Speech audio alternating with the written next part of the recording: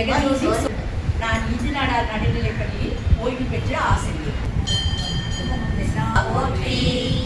பிடியதன் உருமை கொடமிகு கரியது படி கொடு தனதடி வழிபடும் அவரிட கடி கணவரி அருளினன் மிகு கொடை படிவினர் பயில் வழி பலமுறை இறையே நம் கடம்பனை பெற்றவள் பங்கியல் தென்கடமுலை திருக்கர கோயிலாம் தன் கடன் அன்பிலையும் தாங்குதல் என் கடன் பணிசெய்தே சமர சூர பன்மாவை தடிந்தவேல் குமரன் தாதைன கொடம்பமேவிய அமர கோவிலுக்கு அன்புடை தொண்டர்கள் அமரலோகமது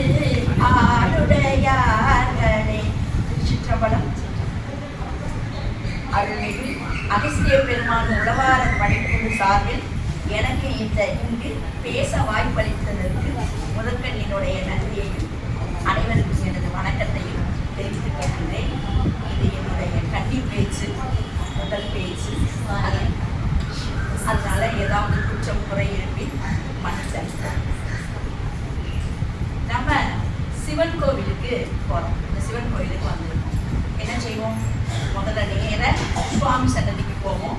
சுவாமியை வணங்கிட்டு அடுத்து அம்பா சன்னதிக்கு போவோம், வணங்குவோம். 2 இடத்துலையும் பிரசாதம் வாங்குவோம். வாங்கி பூசிக்கிட்டு அப்படியே அடுத்து என்ன செய்வோம்?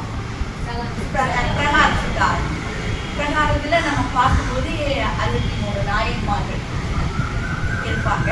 அப்படியே பார்த்து வைப்போம். அவ்வளோதான். அப்படியே கும்பிட்டுட்டு நம்ம வாடகை போய்கிட்டே இருக்கோம். அந்த 63 நாயன்மார்கள் அவங்க எல்லாரும் பற்றியும் நமக்கு தெரியுமா அப்படின்னா தெரியாது. ஒரு சில நாயன்மார்கள் தெரிஞ்சிருக்கலாம், 4 பேரை பற்றி நமக்கு தெரிஞ்சிருக்கலாம். மற்ற எல்லாருடைய வரலாறு நமக்கு தெரியுமா அப்படின்னா, ஆனா அவங்க எல்லாருடைய வரலாறு, அவங்களுடைய கதைகள் எப்படி இருக்கும் அப்படின்னா, நம்ம இன்னைக்கு படிக்கிறோம் இல்லையா, எத்தனையோ கதை புக்கு படிக்கிறோம். அந்த கதைகளை விட ஆழமாகவும் அழுத்தமாகவும் நல்ல கருத்துக்கள் பொதிந்ததாகவும் இருக்கக்கூடியதா இருக்கு அவங்களுடைய கதைகள். அந்த கதைகள்ல நவரசங்கள் பொருந்தி இருக்குது.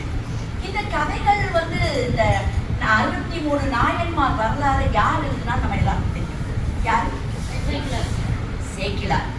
அவர் பெரிய புராணம் அப்படின்னு சொல்லக்கூடிய திருத்தொண்டர் புராணத்துல எழுதியிருக்கிறார்.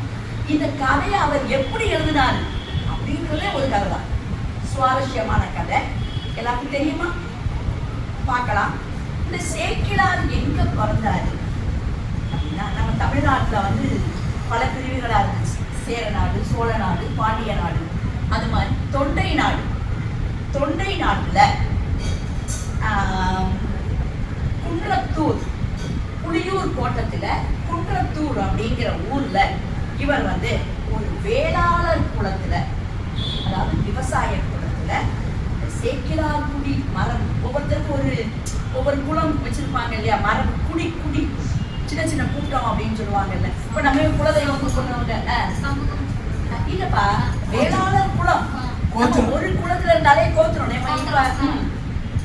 ஒவ்வொருத்தருக்கு நம்ம ஒரே ஜாதியா இருந்தாலுமே நம்மளுடைய குலதெய்வங்கள் வெவ்வேறையா இருக்கும். அது மாதிரி இவர் வேளாளர் குலத்துல இவர் சேக்கிழார் அப்படிங்கிற குடி மரபுல பிறக்கிறாரு. எப்ப பிறந்தாரு அப்படின்னா, வைகாசி மாதம் இவர் பிறக்கிறார். இவருடைய சொந்த பெயர், அதாவது இயற்பெயர் என்ன அப்படின்னா அருள்மொழி ராமதேவன். அருள்மொழி ராமதேவன்.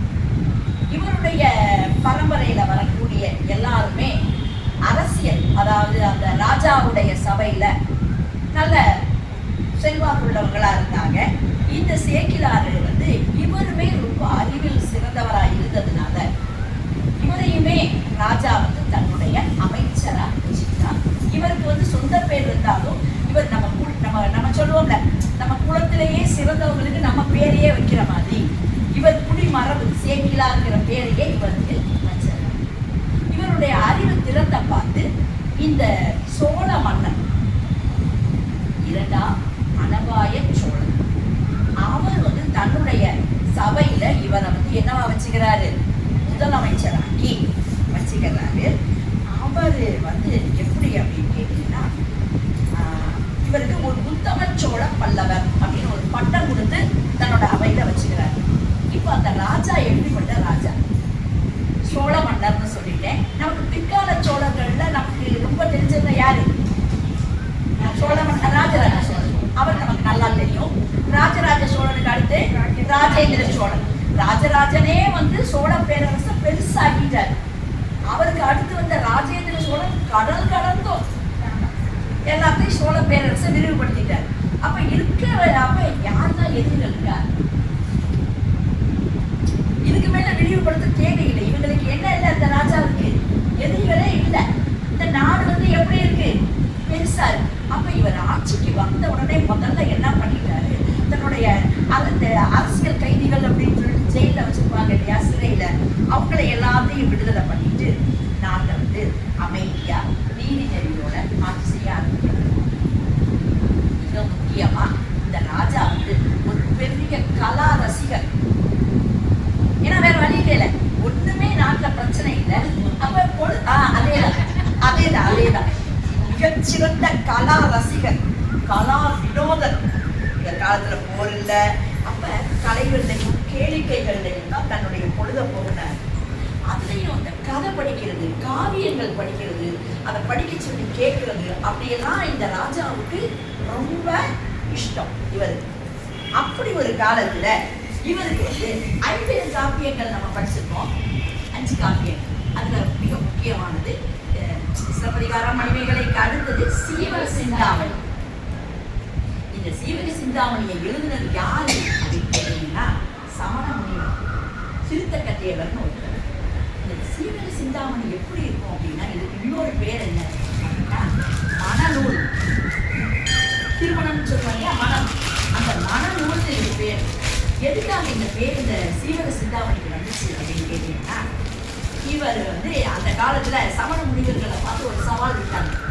என்ன சவால் அப்படின்னா, நீங்க வந்து சமண முனிவர்கள் என்ன பண்ணவங்க, துறவரம் கொண்டவங்க, உங்களுக்கு இந்த மாதிரி காமரசம் சொட்ட சொட்ட காப்பியங்கள் உங்களுக்கு எழுத தெரியுமா, கதைகள் எழுத தெரியுமா அப்படின்னு சொல்லிட்டு, சிங்கார ரசம் அப்படித்தானே சொல்லுவோம், அப்படி பண்ண கதைகள் உங்களுக்கு எழுத தெரியுமா அப்படின்னு இவருக்கு சவால் விடுறாங்க சமண முனிவர்கள் பார்த்து. அப்போ இந்த திருத்தக்கத்தேவர், எங்களாலையும் இந்த மாதிரி சிங்கார ரசம் சொட்ட சொட்ட காவியங்கள் எழுத முடியும் அப்படின்னு சொல்லி இந்த சீவக சிந்தாமணி எழுதுறாரு. இவருக்கு இது ரொம்ப பிடிச்சி போச்சு. யாருக்கு, ராஜா. இந்த இது மனநூல்னு சொன்னேன் அப்படின்னா என்ன அர்த்தம், இந்த கதையோட ஹீரோ வந்து சீவகன், ராஜா வந்து சீவகன். அப்ப என்ன அர்த்தம், மனநூல்னாலேயே நிறைய கல்யாணம் பண்ணிக்கிட்டாரு. எத்தனை பேரை கல்யாணம் பண்ணிருப்பாருன்னு நினைக்கிறீங்க?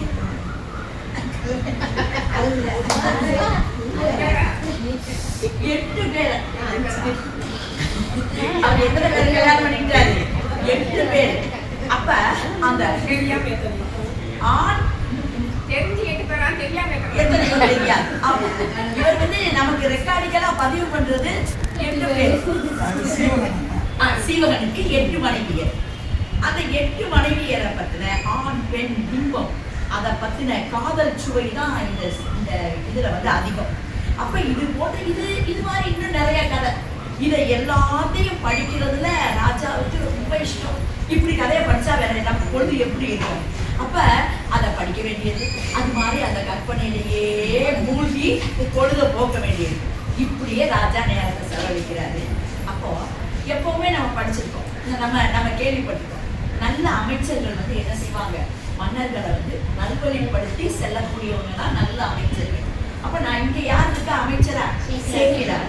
அவர் வந்து இதை பார்த்துட்டு ரொம்ப மனசு வருது. நம்ம கூட பார்த்துருப்போம், யாரு, மங்கையர்கரசி குலச்சிறையார். அவர் வந்து அமைச்சர் தானே.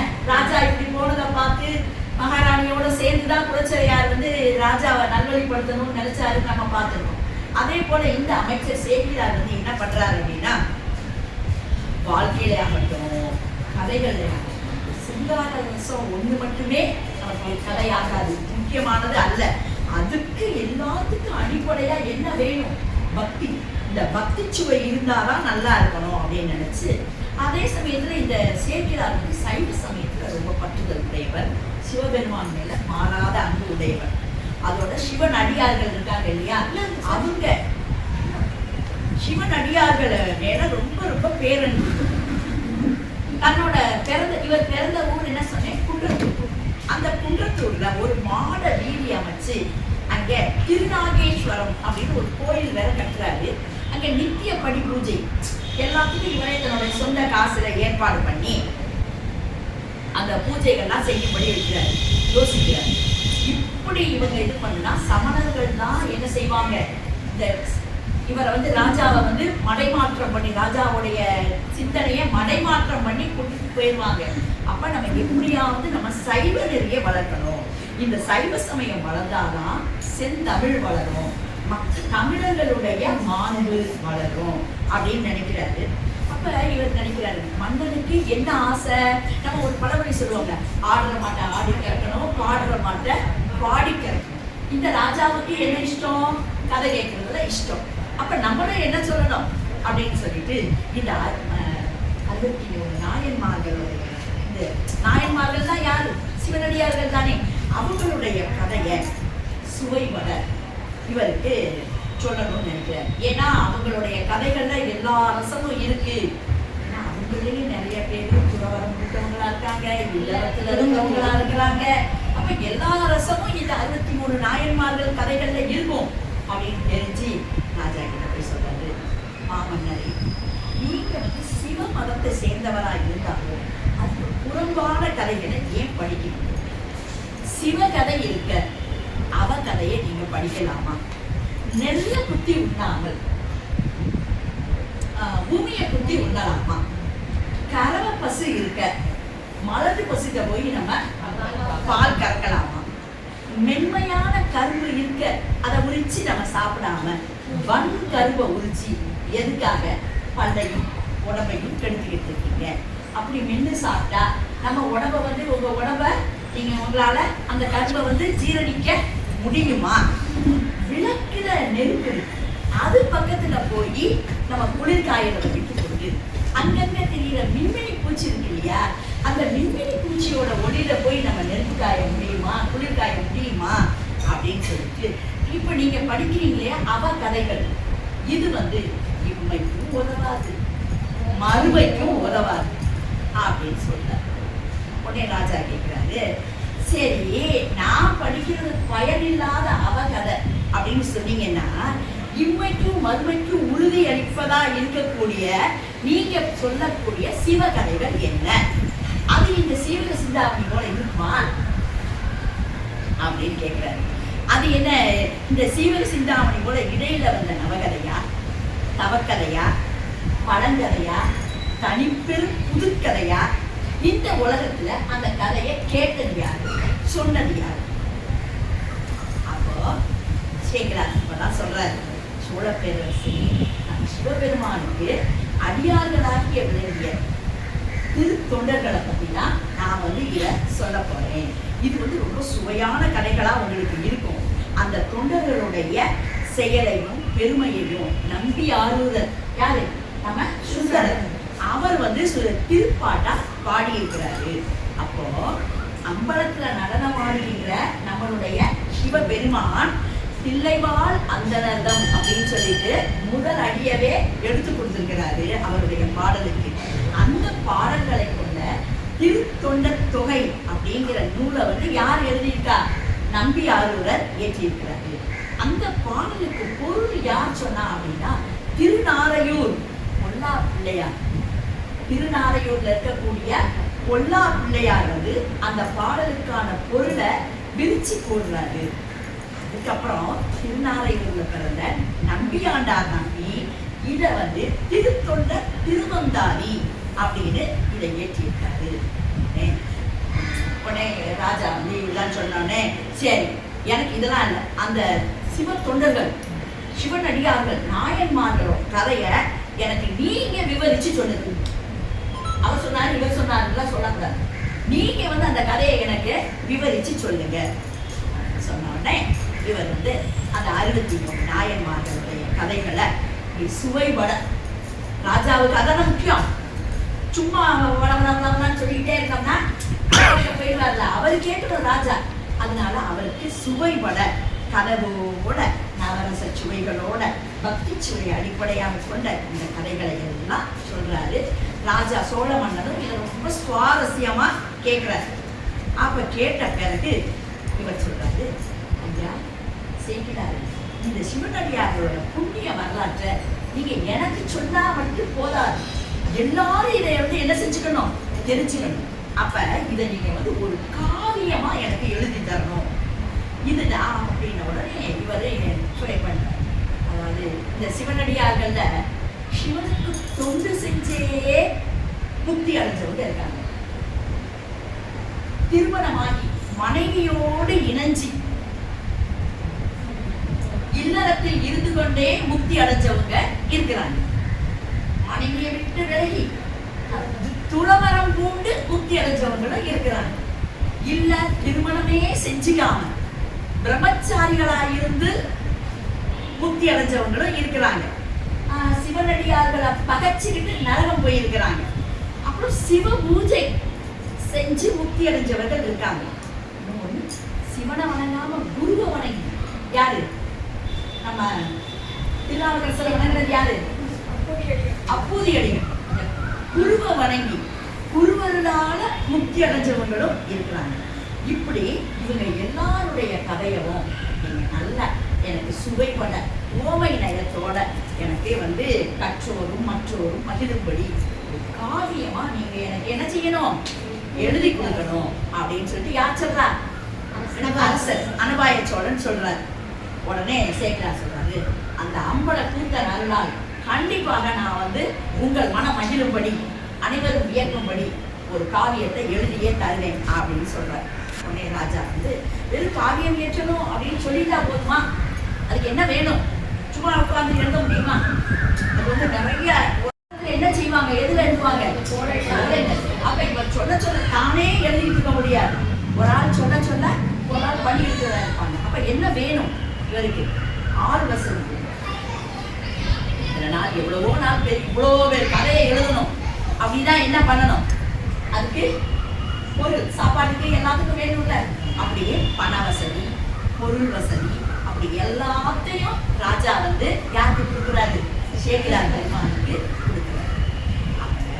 சரி, அதெல்லாம் முடிச்ச பிறகு எழுத உட்கார்ந்துட்டாரா, இல்ல சேக்கிழார் எழுத உட்காரல.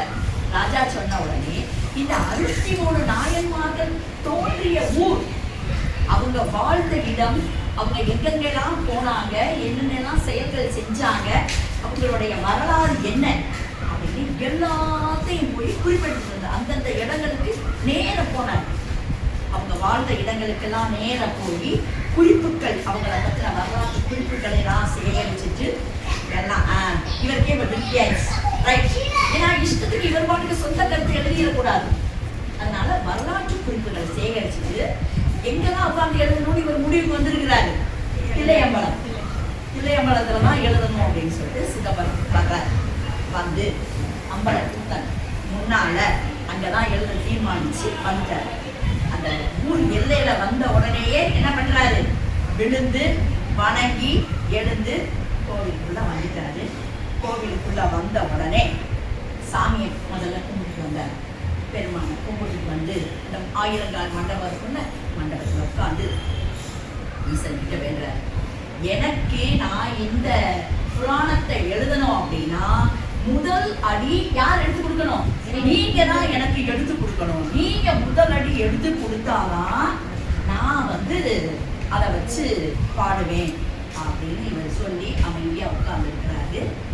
முதல் அடி இந்த மாதிரி மணி அடிச்சு அதே போல உலகெல்லாம் அப்படின்னு சொல்லி யாரு முதல் அடி எடுத்து கொடுக்கிறது, இறைவன் அசரீரி வடிவில் எடுத்து கொடுக்கிறாரு. இதை கேட்ட உடனே அந்த தில்லைவாழ் அந்த நேரத்தில் எல்லாருக்கும் என்ன ஆகி போச்சு, புல்லரிச்சிருச்சு. அவங்க உடனே வந்து எல்லாரும் வந்து இவர்கிட்ட திருநீர் இவருக்கு பூசி விட்டு, இவருக்கு திருநீர் பூசி இறைவனுக்கு சுட்டுவாங்க இல்லையா மாலை, அந்த மாலையெல்லாம் கொண்டு வந்து இவருக்கு அந்த திருமாலையை போட்டு இவருக்கு பரிவட்டம் கட்டி சிறப்பிச்சு ஆயிரங்கால் மண்டபத்துல இவரை உட்கார வைக்கிறாங்க. அப்ப இவர் வந்து அங்க வந்து சிவநெறியோட சேக்கிழார் உட்கார்ந்து முதல் பாடல் என்ன பாடல் எல்லாருக்கும் தெரியும். உலகெல்லாம் உணர்ந்தோதற்கரியவன் நிலவுலாகிய நீர்மணி வேணியன் அழகில் சோதியன் அம்பலத்தாடுவான் மலர் சிலம்படி வாழ்க்கை வழங்குவான் அப்படின்னு சொல்லிட்டு முதல் பாடல் அவர் முதல் அடி எடுத்து கொடுக்க முதல் பாடலை இவர் பாடுறாரு. இப்படியே என்ன பண்றாரு, அந்த பாடல் 63 வரலாறையும் எழுதி முடிச்சிட்டாரு. ராஜாலாம் ஆள் வச்சுட்டு தானே போயிருக்கிறாரு. அப்ப இவர் எழுதி முடிச்சுட்டாரு அப்படிங்கிற தகவல் யாருக்கு போயிருது? ராஜாவுக்கு போயிடுது. உடனே ராஜா இன்றாவே காட்டிட்டு இருக்காரு, எப்ப இவர் எழுதி முடிப்பாரு அப்படின்ட்டு ஓடி வர்றாரு. ராஜா வந்து திருச்சிற்றம்பலத்தை அடைஞ்சு அங்கே வந்து இறைவனை வணங்கி அப்போ ஒரு அசரீரி கேட்கு. யாரு? இறைவன் சொல்றாரு, வையம் காக்கும் பலவனே, யாம் உலகலாம் என்று அடியெடுத்து கொடுக்க எமது அன்பன் சேக்கிழார் திருத்தொண்டர்களின் வரலாற்றுகளை புராணமாக பாடியிருக்கின்றான். இத்திருத்தொண்டர் திறங்களை கேட்பாயாக, அனைவரும் கேட்கும்படி செய்வாயாக. முதல்ல நீ கேட்பாயாக, அனைவரும் கேட்கும்படி செய்வாயாக அப்படின்னு சொல்லிட்டு சிலம்பொலி கேட்கும். கேட்ட உடனே ராஜாவுக்கு ரொம்ப சந்தோஷமாயிருக்கு. உடனே அழைப்பிதழ், அந்த ஓலையில அழைப்பிதழ் அவ்வளோ நாடுகள், எல்லா நாடுகளுக்கும் அனுப்புறாங்க. எல்லா ஊர்கள், தன்னுடைய ஆட்சிக்கு கீழே இருக்கிற ஊர்கள் எல்லாருக்கும் அனுப்பி, வாங்க இந்த மாதிரி என்ன நடக்க போகுது, திருத்தொண்டர் புராணம் படிக்க போறாங்க, வாங்க வந்து கேளுங்க அப்படின்னு சொல்லி எல்லாத்துக்கும் அனுப்புறாரு ராஜா. அனுப்பின உடனே அனுப்பி அடுத்து என்ன பண்றாரு, அப்ப எல்லாரும் ஒரு குறிப்பிட்ட நாள் சொல்லித்தானே வர சொல்லுவாங்க. அப்படி எல்லாரும் வரும்போது அவர் உட்காரக்கூடிய மேடை, அந்த மேடையை அலங்கரிச்சு, அது எப்படி அலங்கரிப்பாங்கன்னு தெரியும். முதல்ல கோமியம் தெளிச்சு, அப்புறம் வெண் சுதை அதாவது சுண்ணாம்பு அதை வச்சு கோலம் போட்டு மலர் தூவி, முதல்ல பட்டு துண்டு விரிச்சு அதுல மலர் தூவி அதுல புராணத்தை வச்சு வணங்குறாங்க. அதுக்கப்புறம் இது அப்படியே சோழ மன்னன் பட்டத்தியா, அந்த பட்டத்து யானையில ஏறுறதுங்கிறது எவ்வளோ பெரிய அங்கீகாரம், அது எவ்வளோ பெரிய விஷயம். அந்த பட்டத்து யானை மேல இந்த இப்படியே இந்த புராணத்தை வச்சு அந்த சேக்கிழாரையும் பட்டத்து யானையில ஏற்றி சோழ மன்னன் வெண்சாமரம் வீசுறார். கவரி வீசுறது நமக்கு மன்னருக்கு தான் மற்றவங்க கவரி வீசுவாங்க, ஆனா இங்க மன்னரே வந்து சேக்கிழாருக்கு கவரி வீசி ஊர்வலம் வர்றாங்க. சிதம்பரத்தை ஊர்வலம் வந்து அதுக்கப்புறம் வந்து திருப்பி கோவிலுக்கே வந்து தில்லையம்பலத்துல வந்து சேக்கிழார். அது என்னைக்கு அவர் சொல்ல ஆரம்பிக்கிறாரு அப்படின்னா, சிவபெருமானுக்கு உகந்த நாள், ஞான சம்பந்தர் அவதரித்த நாள், ஞான சம்பந்தர் அம்மையிடம் ஞானப்பால் அருந்திய நாள். எந்த நாள்? சித்திரை திருவாதிரை நாள். சிவனுக்கு உகந்த அந்த சித்திரை திருவாதிரை நாள்ல சொல்ல ஆரம்பிக்கிறார். அப்ப ராஜா கிட்ட சொல்றாரு, இந்த சித்திரை திருவாதிரையிலிருந்து நான் கண்டிப்பா அடுத்த ஆண்டு சித்திரை திருவாதிரை நாள் என்று இந்த புராணத்தை நான் முடிப்பேன் அப்படின்னு சொல்லிட்டு சொல்ல ஆரம்பிக்கிறாரு. மக்கள் வந்து தினம் தினம் தினம் அந்த தில்லைக்கு வர்றாங்க. அதாவது வெளியூர்ல இருந்து வர்றாங்க, வெளிநாட்டுல இருந்து வர்றாங்க. வந்து பார்த்தா அப்படியே தில்லையே எது மாதிரி ஆயிடுது, பூலோக கைலாயம் மாதிரி ஆயிடுது. அப்ப அவ்வளோ பேருக்கும் ராஜா என்ன பண்றாரு, எல்லா மடங்கள் சத்திரங்கள் எல்லாத்துலயும் வரவங்களுக்கு சாப்பாடு போட்டு அன்னதானம் போட்டுக்கிட்டே இருக்கிறாரு. அப்ப அந்த திருமுறை சேர்ப்போர், எழுதுவோர், இருந்து கேட்போர், அதை எல்லாரும் அவங்க வந்து மகிழ்ச்சி அடைகிறாங்க, ஆனந்த கண்ணீர் விடுறாங்க. அப்படியே கேட்டு கேட்டு மறு ஆண்டு சித்திரை திருவாதிரை அன்று சேக்கிழார் வந்து தன்னுடைய இதை வந்து முடிக்கிறாரு. அப்ப இவ்வாறு திருத்தொண்டர் தொகை, அது பெரிய புராணம் அரங்கேறியது. இதுதான் நம்ம வந்து 12ஆம் திருமுறை என்று போற்றப்படுகிறது. இதுதான் சேக்கிழாருடைய வரலாறு. இன்று நான் வந்து சொல்ல நினைச்சது இளையான்குடி மாறனாயினார். சொல்லலாம்ல?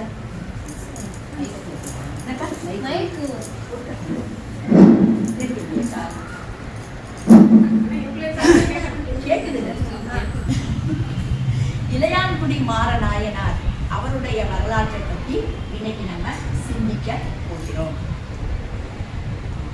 இதுல சுந்தரர் என்ன சொல்றாருன்னா, இளையான்குடி மாறன் அடியார்க்கும் அடியேன் அப்படின்னு சொல்றாரு.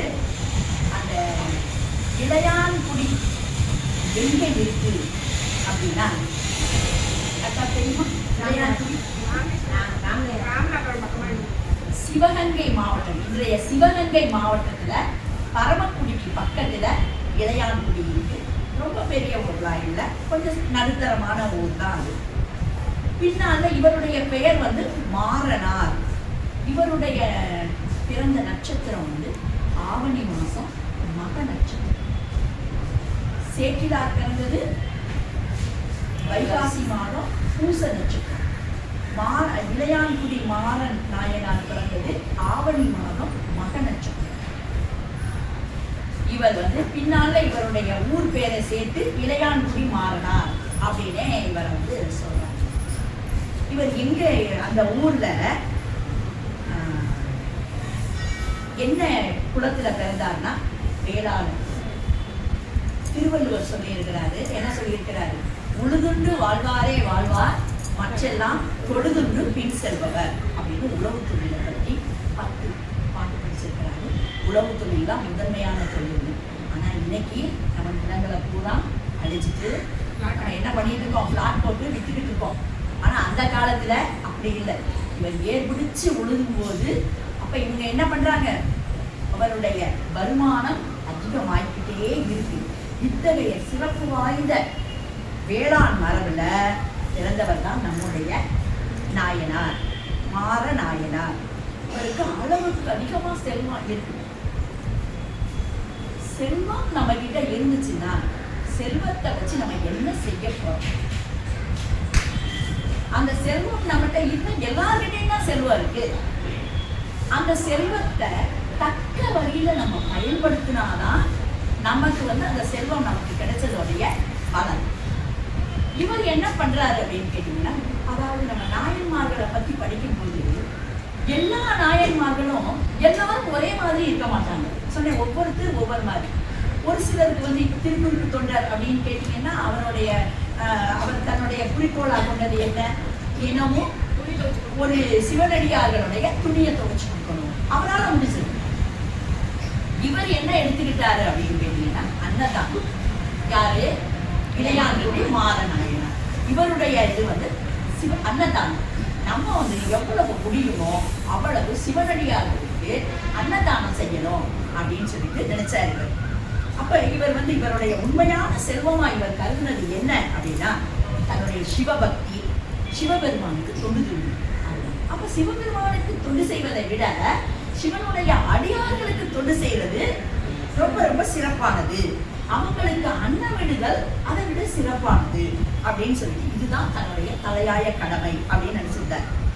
எண்ணுமாலை அணிந்த நம்முடைய எம்பிரான், அவருடைய அன்பர்களான சிவபெருமான் எந்த நேரத்துல அவர் வீட்டுக்கு வந்தாலும் அவர் என்ன செய்வார் அப்படின்னா, எதிர்கொண்டு வரவேற்று இதுகை குப்பி வாங்க வாங்க அப்படின்னு சொல்லிட்டு அவங்கள வரவேற்று அவர் காதுகளுக்குரிய இனிமையான மொழிகளை முதல்ல பேசுவார்.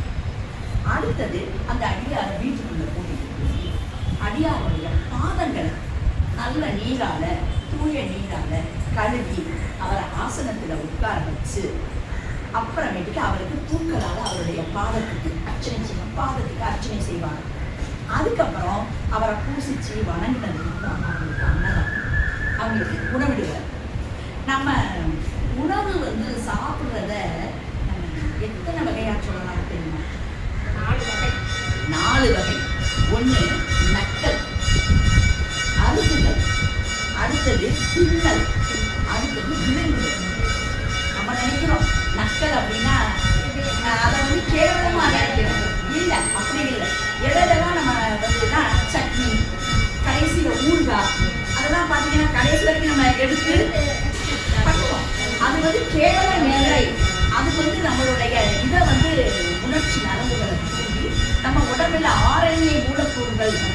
இல்லையா, அதை வந்து இந்த மாதிரி நம்ம நக்கி சாப்பிடக்கூடிய உணவுகள் வந்து தூண்டி அதை வந்து ஆக்டிவேட் பண்ணணும்னு சொல்லுவாங்க, ஊக்குவித்து அதை வந்து பண்ணணும். அடுத்தது பருகுதல். எதெல்லாம் பருகுவோம்? பானங்கள். எப்படிப்பட்ட பானங்கள்? இளநீர், மோர், அப்புறம் நீர் கஞ்சி, பாயசம்.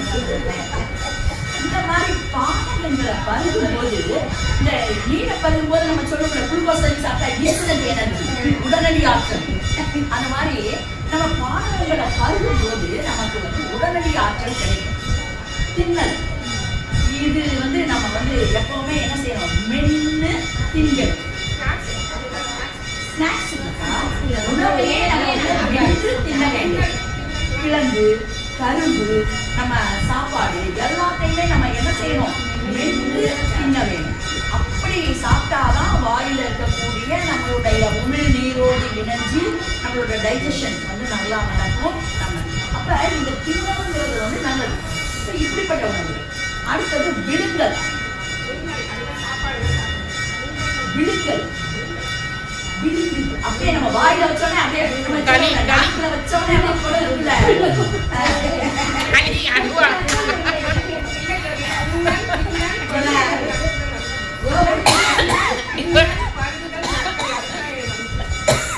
விழுங்கல் போட்டுடுச்சு. அப்ப அழுவான்னு சொன்னாரு. நான் களி களி அல்வா, அந்த மாதிரி இனிப்புகள் எல்லாமே வாயில. அப்ப ஒரு மனுஷன் ஆரோக்கியமா இருக்கணும்னா இந்த வெறுமனே நம்ம ஒரே டைப் உணவு சாப்பிட்றதுனாலதான் இன்னைக்கு சுகர் வருது, இந்த மாதிரி எல்லாம் வருது. இந்த மாதிரி எல்லா வகையான உணவு கிடைக்கும். ஆனா அதே சமயம் ஒரே டைப் என்ன சுவை கிடையாது. எத்தனை சுவை? 6 சுவை. 4 வகை உணவு, 6 சுவைகளோடு இப்படிப்பட்ட உணவை அவர் வந்து எல்லாருக்கும் படைச்சு சிவனடியாருக்கு படைச்சு அவரை திருப்திப்படுத்துறார். இப்படியே தன்னோட சிவனடியார்கள் தன்னுடைய வீட்டிற்கு எந்த நேரத்துல வந்தாலும் உணவிடுவதை என்னுடைய வழக்கமாக கருதி வாழ்ந்து வந்தாங்க. அப்ப அளவில்லாத சிவனடியார்கள் இவர் வீட்டுக்கு வந்தாருங்க, அமுது உண்டார்கள், மகிழ்ச்சி அடைந்தார்கள், இவரை வாழ்த்துவிட்டு சென்றார்கள். இப்படியே காலம் போச்சுன்னு வச்சுக்குவோம். இவரோட பெருமை உலகுக்கு எப்படி தெரியுது? விட்டுவாரா? நம்முடைய சிவபெருமான் விடுவாரா? சரி, இவருடைய புகழை வந்து உலகத்துக்கு நம்ம காட்டியே ஆகணும் அப்படின்னு சொல்லிட்டு சிவபெருமான் திருவுளம் கொண்டார். அப்ப என்ன ஆகும்? இவரை வந்து செல்வம் குறித்த நாள்ல அந்த மாதிரி நாட்கள்ல மட்டும்தான் சாப்பாடு போடுவாரா எல்லாருக்கும்? வறுமை எப்ப கொடுக்க மாட்டாங்க, எங்க பார்த்துருவோம், இவரை சோதிச்சு பார்த்துருவோம் அப்படின்னு சொல்லிட்டு வறுமை கொடுக்குறோம். இத சேக்கிலார் வந்து எப்படி சொல்றாரு அப்படின்னா, செல்வம் மேவிய நாளில் இச்செயல் செய்வதன்றியும் மெய்யினால் அல்லல் நல்புறவான போதினும் வல்லல் என்று அறிவிக்கவே மல்லல் நீடிய செல்வம் மெல்ல மறைந்து நாடொரு மாறி வந்து ஒல்லையில் வறுமை பதம் புக உண்ணினார் தில்லை. வறுமை எனும் பதம் யாருக்கு தர்றாரு? இவருக்கு தர்றாரு, மாறன் நாயனாருக்கு கொடுக்கிறாரு. அவ்வளவு அழகா வறுமை பதம் அவருக்கு நம்ம மாறநாயனாருடைய செல்வ வளம் கொஞ்சம் கொஞ்சமா குறைஞ்சிக்கிட்டே போயிடும். குறைஞ்சவனே பெரிய மாட மாளிகையில வசிச்சு வந்தாரு. இப்ப வந்து ஒவ்வொரு சொத்தா விட்டு விட்டு விட்டு கடைசியில எங்க வந்துட்டாரு? குடிசை வீடு, கூரை வீடு, ஓலை குடிசை வீட்டுக்கு வந்துடுறாரு. சரி, தன்னுடைய வீட்டுல இருக்க பொருட்கள் எல்லாத்தையும் விட்டுட்டாரு. கடைசியா ஒரு ஓலை குடிசை வீட்டுக்கு வந்துடுறாரு. அப்ப எல்லாத்துலயும் நம்ம கண்டிப்பா ஒரு மனுஷன் வந்து இவ்வளவு பண்ணானா அவனுக்கு துணையா யார் இருப்பா? மனைவி. அவருடைய இப்ப நம்ம மாதிரி ஆளா இருந்தா என்ன செஞ்சிருப்போம்? சொத்து போச்சு. அன்னைக்கு எப்படி இருந்தோம், இன்னைக்கு எப்படி இருக்கோம்? இப்பயாவது உங்களுக்கு புத்தி வந்துருக்கா? கேள்வி கேட்போம். ஆனா அதாவது வறுமைங்கிறது வந்து நம்ம ஔவையார் சொல்லுவாரு, கொடிதிலும் கொடிது வறுமை கொடிது. அதுலயும் இந்த வாழ்ந்து கெட்டவர்னு சொல்லுவாங்க. சொல்லுவாங்க பார்த்தீங்களா, அதாவது நல்லா ஆரம்பத்திலிருந்தே வறுமை இருந்துச்சுன்னா அந்த வறுமை வந்து நமக்கு பழகிடும். ஆனா இந்த வாழ்ந்து கெட்டவர்கள், நல்ல செல்வ நிலையிலிருந்து வாழ்ந்து கெட்டவர்களுக்கு வந்து அந்த நிலையிலிருந்து இறங்கி வர்றது வந்து ரொம்ப கஷ்டமான ஒரு விஷயம். ஆனா இந்த அப்ப இவரோட ஒய்ஃபோட நிலைமையை யோசிப்பாங்க. எவ்வளவு பெரிய அரண்மனையில, எவ்வளவு பெரிய வீட்டுல ராணி மாதிரி இந்த அம்மா இருந்திருப்பாங்க. இன்னைக்கு ஒரு சின்ன ஓலை குடிசையில இருந்தாங்க. நம்ம கணவரை ஒரு வார்த்தை கூட இந்த அம்மா வந்து திட்டினதே இல்லை. சரி, அந்த அம்மா அவங்க நம்ம ரொம்ப நல்ல அம்மா அந்த காலத்துல காலை விழுந்து கும்பிடுவாங்க. அப்பவும் இந்த அம்மா வந்து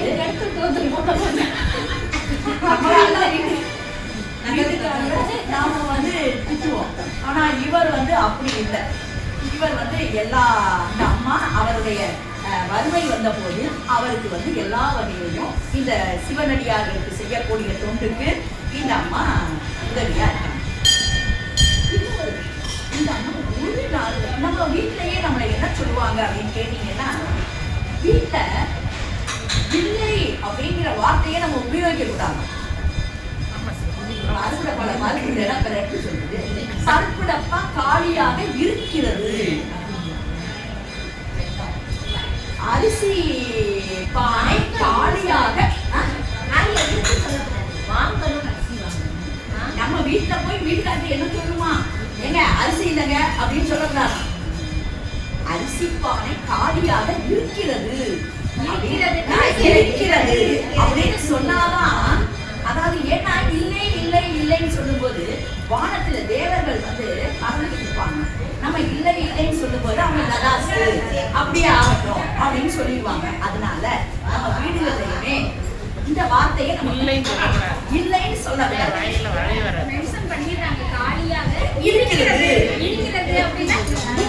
உப்பு பானை காலியாக இருக்கிறது. அந்த மாதிரி உப்பு இல்லைங்க காலியாக இருக்கிறது. அப்படி அந்த மாதிரி நம்ம சொல்றது. இந்த அம்மாவும் அப்படிப்பட்ட அம்மா. அன்னைக்கு ஒரு மழை நாள் சரிங்களா, மழை அன்னைக்கு வந்து மழை நாள். ஆனா மழை வந்து சாயந்தரம் தான் வந்துச்சு. காலையில இருந்து இவரும் அவங்க ஒய்ஃபும் 2 பேரும் மாறனாரும் அவருடைய மனைவியும் வயல்ல போய் கடுமையா உழைக்கிறாங்க. உழைச்சிட்டு சாயந்தரம் வீட்டுக்கு வந்தாங்க. வீட்டுக்கு வந்தா இவருக்கு தெரியுது, இவருக்கு இன்னைக்கு நம்ம வீட்டுல எதுவும் உணவு உண்பதற்கு எதுவும் இருக்காது. அப்ப நம்ம ஒய்ஃபை பார்த்து எப்படி கேட்கறது, மனைவியை பார்த்து அப்படின்னு இவர் மலைக்கிறாரு. அந்த அம்மா இவரை பார்த்து என்னங்க வீட்டுல எல்லாமே காலியாக இருக்கிறதே அப்படின்னு சொல்றதுக்கு அந்த அம்மா மலைக்கிறாங்க. சாயந்தரம் 2 பேரும் கடுமையா இன்னைக்கு உழைச்சிட்டு வந்திருக்கிறாங்க. உடல் உழைப்பு. அப்ப எப்படி பசிக்கும். அப்ப உடனே இந்த அம்மா ஓடி போய் டம்ளர் நிறைய, ஒரு சொம்பு நிறைய தண்ணீர் எடுத்து வந்து, நாதா சுவாமி இன்னைக்கு வந்து நம்மளுடைய இதுக்கு இன்னைக்கு நம்முடைய இரவு உணவு இந்த தண்ணீர் தான் ஆண்டவன் வந்து கொடுத்திருக்கிறாரு நமக்கு. அதனால இதை வந்து நம்ம 2 பேரும் அருந்திட்டு நம்ம படுக்கலாம் அப்படின்னு சரியா 2 பேரும் தண்ணீரை குடிச்சிட்டு படுக்கலாம் அப்படின்னு நினைச்சுக்கிட்டு சரியான மழை. அந்த மழை நாள் மழை பொட்டு பொட்டு பொட்டு பொட்டுக்கிட்டு இருக்கு. ஆபத்துல வாசல் திரு அமுது கிடைக்குமா, நான் வந்து வெகு தொலைவில் இருந்து வந்திருக்கிறேன், எனக்கு திரு அமுது கிடைக்குமா அப்படின்னு கேட்கிறாரு. கேட்ட உடனே இவங்க 2 பேருக்கும் அடிவயிறு பக்கம் ஆயிடுச்சு. ஆகா, நம்மளே இன்னைக்கு எப்படி ஒரு சூழ்நிலையில இருக்கோம், இந்த நிலையில ஒரு சிவனடியார் வந்தா அவருக்கு எப்படி அனுபவிப்பது. அப்ப அவர் 2வது வந்து கூப்பிட்டார். மாறனார் அப்படியே முழிக்கிறார். அப்ப இவங்க இந்த அம்மா சொல்றாங்க, சுவாமி அவர் இன்னொரு தடவை கூப்பிடணும், மலையில வேற நினைச்சுட்டு இருக்காரு, தயவு செய்து அவரை உள்ள கூட்டிட்டு வாங்க, அதுக்கப்புறம் நம்ம என்ன செஞ்சுக்கலாம், நம்ம என்ன பண்றது ஏது பண்றதுன்னு பார்த்துக்கலாம் அப்படின்னு சொல்லிட்டு கூப்பிடுறாங்க.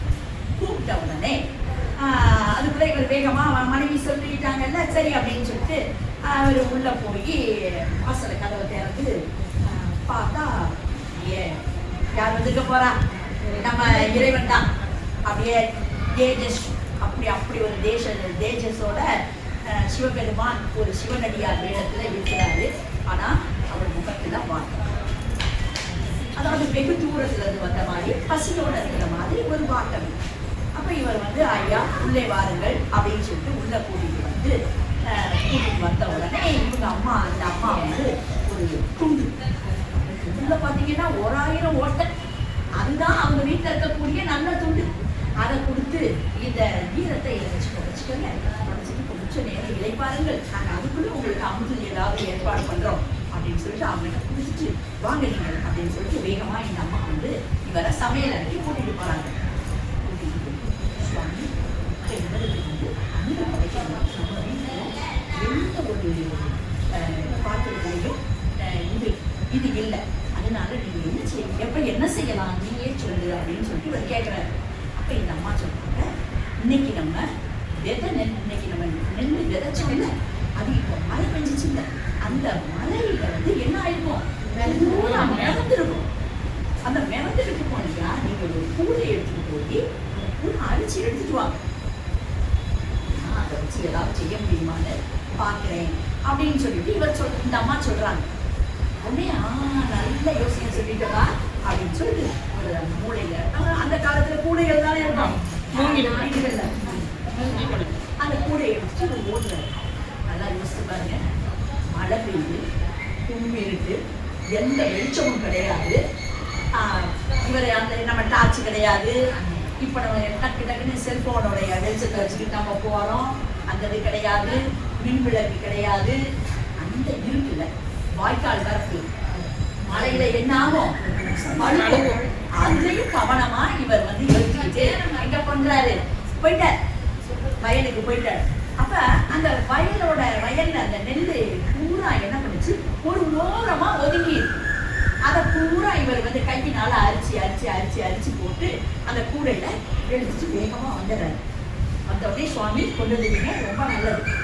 இப்ப இதுக்கு நமக்கு ஒரு கறி ஏதாவது தொட்டுக்க வைக்கணும்ல, நீங்க வயல்ல போய் எடுத்துட்டு வந்துட்டீங்க, இவருக்கு கறி ஏதாவது வைக்கணுமே, என்ன பண்றது? அப்ப இவர் சொல்றாரு, அம்மா நம்ம வீட்டுக்கு பின்னால பின்புறத்துல கீரை இருக்கிறத பார்த்து நான் அதை எடுத்துட்டு வந்துடுறேன் அப்படின்னு சொல்லிட்டு வேகமாக போய் அந்த கீரை எல்லாத்தையும் இவர் வந்து பறிச்சு எடுத்துட்டு வர்றாரு. திருப்பி நம்ம சொல்றாங்க, சுவாமி இதெல்லாம் இருக்கு, ஆனா எப்படி நான் அடுத்தேன் விறகு ஈரம், அப்படி ஈரம் கூட ஒண்ணு இல்லையே நம்ம வீட்டுல, என்ன செய்யலாம், நம்ம வீட்டுக்கு கூரை இருக்கு இல்லையா, அந்த கூரை வந்து எது கீழே இருக்கு, ஓலைக்கு கீழே தான் என்ன இருக்கு, இந்த மர இது இருக்கு. அப்ப அது வந்து நனையாம தான் இருக்கும், நீங்க அதை எடுத்துட்டு வாங்க, நான் எப்படியாவது அட்ஜஸ்ட் பண்ணி இதை சமைச்சிடுறேன் அப்படின்னு இந்த அம்மா சொல்றாங்க. ரொம்ப நல்லதுப்பா அப்படின்னு சொல்லிட்டு இவர் ஓடி போய் ஒரு அருவா எடுத்துட்டு போய் அதை வெட்டி அந்த மேல இருக்கிற கூரை அந்த ஓலைகளை எல்லாம் தள்ளி விட்டுட்டு என்ன பண்ணிடுறாரு, அந்த கட்டைகளை எடுத்துட்டு இங்க வந்து நல்ல அருவா வச்சு சின்ன சின்னதா வெட்டி கொடுக்குறாரு. அதுக்குள்ள இந்த அம்மா வந்து அந்த கீரையை ஃபுல்லா என்ன பண்ணிடுறாங்க, மண்ணோட தானே இருக்கும், நல்லா தண்ணி ஊற்றி தூய நீர் போட்டு அரிஞ்சு விரிஞ்சு வச்சிடறாங்க. இவர் கட்டையை கொண்டு வந்த உடனே அடுப்பை போட்டு அந்த நெல் இருக்கு இல்லையா, நெல்லை ஒரு சட்டியில போட்டு வறுத்து, ஈரம் போக வறுத்து அந்த நெல்லை என்ன பண்றாங்க, குத்தி குத்தி அதை என்ன பண்ணிடுறாங்க, அரிசியாக்கி. அதுல வீட்டுல வந்து என்ன இருக்கு, உப்பு இருக்கு, கொஞ்சம் புளி இருக்கு, கொஞ்சம் வத்தல் இருக்கு, அதையெல்லாம் வச்சு நல்ல திரு அமுது சாதம் பண்ணி அடுத்து கீரை கடைகள் பண்ணி பண்ணோடனே இவங்க 2 பேரும் ரொம்ப சந்தோஷம். என்ன ஒரு விஷயம் அப்படின்னா, எந்த ஒரு விவசாய குடும்பத்துல பிறந்தவங்க விதனெல்லாம் தொடவே மாட்டாங்க. ஆனா இவர் வந்து சிவனடியாருக்காக வித நெல்லா இருந்தாலும் பரவாயில்லைன்னு விதைச்ச நெல்லை எடுத்துட்டு வந்தார் பாத்தீங்களா, அதுதான் சிறப்பு. வித நெல்லை எந்த ஒரு வேளாண் வீட்லையும் விவசாயி வீட்டை தொடவே மாட்டாங்க. கஷ்டம் இருந்தாலும் வித நெல்லுக்காகவே விதைக்கிறதுக்காகவே வச்சிருப்பாங்க. ஆனா இவர் விதைச்ச நெல்லையே எடுத்துட்டு வந்து எல்லாம் இப்ப அவங்க தயாராகி போறாங்க. அந்த சிவபெருமான் அப்ப அதை வந்து ஐயா சுவாமி இந்த மாதிரி உங்களுக்கு திரு அமுது தயாராகி தட்டி என்ன ஜோதி மறைஞ்ச உடனே சுவாமி சுவாமி அப்படின்னு சொல்லி இந்த 2 பேரும் தேடுறாங்க. தேடும்போது அப்ப சிவபெருமான் விடையொரு பாகன் சிவபெருமான் தன்னுடைய மனைவியோட உமையொரு பாகனா காட்சி கொடுக்கிறாரு இவருக்கு. சொல்லி இந்த மாதிரி நீங்க வந்து நல்லவன். இப்ப வந்து வெறுநில கூட நீங்க வந்து சிவனடியாருக்கு உணவு படைக்கணும்னு இது பண்ண நல்ல மனசு உள்ள உனக்கு எந்த காலத்திலையும் இந்த செல்வம் வந்து பக்தி செல்வம் நிறைந்த உனக்கு செல்வம் வந்து குறையவே குறையாது அப்படின்னு சொல்லி இவருக்கு ஆசை கூறி உமையொரு பாகன் மறைஞ்சிடுறாரு. இவருக்கு ஆசை அதுல இருந்து இவருடைய செல்வ வளம் பெருகிக்கிட்டே இருந்துச்சே தவிர குறையவே இல்லை. எம்பெருமான் தன்மையினார். அதுக்கப்புறம் இவர் வந்து தன்னுடைய அன்னதானம் சிவனடியார்களுக்கு அன்னதானம் செய்யக்கூடிய பணியை தொடர்ந்து செஞ்சு தன்னுடைய இறுதி காலம் வரை செய்து நாயன்மார்